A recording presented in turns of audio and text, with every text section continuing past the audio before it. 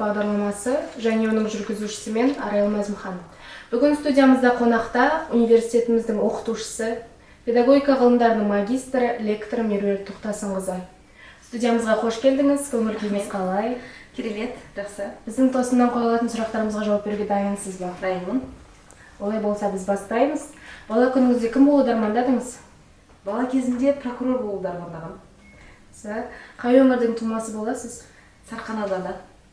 Фобияңыз қандай? Фобиям өрмекші. Қандай стильде киінген ұнайды? Спорттық. Өзіңізге ұнайтын және ұнамайтын үш қасиетіңіз? Ұнайтын үш қасиетім ол менің тиянақтылығым, пунктуальность, пысықтығым және өжеттігім.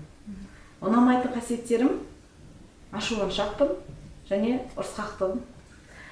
Кино әлде кітап? Кино. Хоббиіңіз қандай? Кино көрген ұнатам. Жақсы көретін түсіңіз? Көк.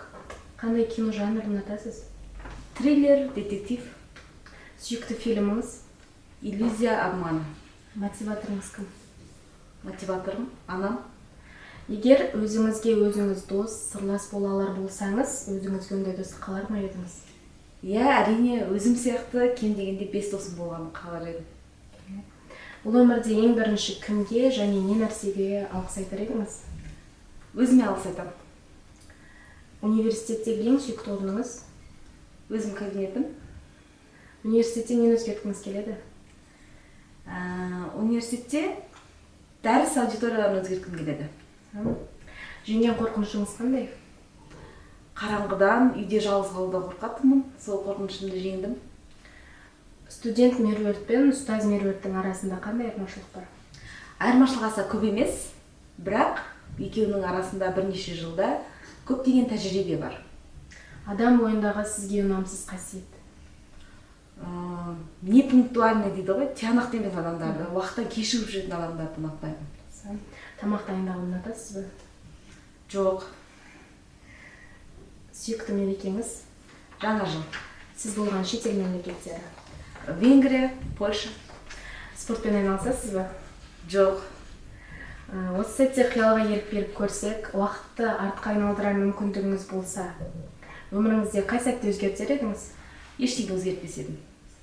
Қыз баласы болғаннан кейін әрине жанымыз сұлулықты, көркемділікті өзгерісті қалап тұрады емес пе? Сіз өзіңіздің сырт келбетіңізге қаншалықты көңіл бөлесіз?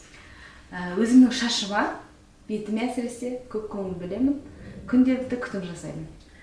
Өмірлік мақсатыңыз қандай? Мақсат ол армандардан туады. Арманым өте көп, яғни мақсатым да өте көп. Бірақ биылға мақсатым PhD докторантураға түсу. Қолыңызға қалам алып, шабыттанып, шығармашылығыңыз қағаз бетіне түсіретін сәттеріңіз болады ма? Шығармашыл адамын деп айта алмаймын, сондықтан қағаз бетіне де түсірмеймін көп. Бос уақытыңызды қалай тиімді пайдаланасыз? Бос уақытымда үй жинағанды ұнатамын, кітаптар қараймын, тіл үйренемін, ағылшын тілін. Сіз үшін бір кем дүние? Жалпы адамзат үшін бір кем дүние болады деп ойлаймын. Мен үшін ғана емес, барлығы үшін. Мысалы, денсаулық болса ақша болмауы мүмкін, ақша болса денсаулық болмауы мүмкін, немесе отбасылық бақыт болмауы мүмкін.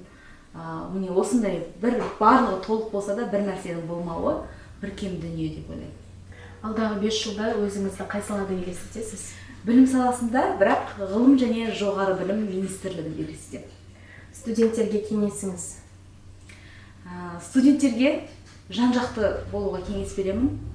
Қазірден бастап тек қана өзінің саласында ғана емес, сонымен қатар спортта, қаржылық сауаттылықта, тағы да басқа салаларда жан-жақты үнемі дамуға кеңес беремін. Бүгінгі 30 сұрақ бағдарламасы қызықты өтті. Эфиріміздің қонағы болғаныңызға алғыс білдіреміз. Еңбегіңізге табыс және өміріңізге сәттілік тілейміз. Құрметті көрермен, бүгінгі эфиріміз осымен тәмам. Келесі жүздескенше аман сау болыңыздар.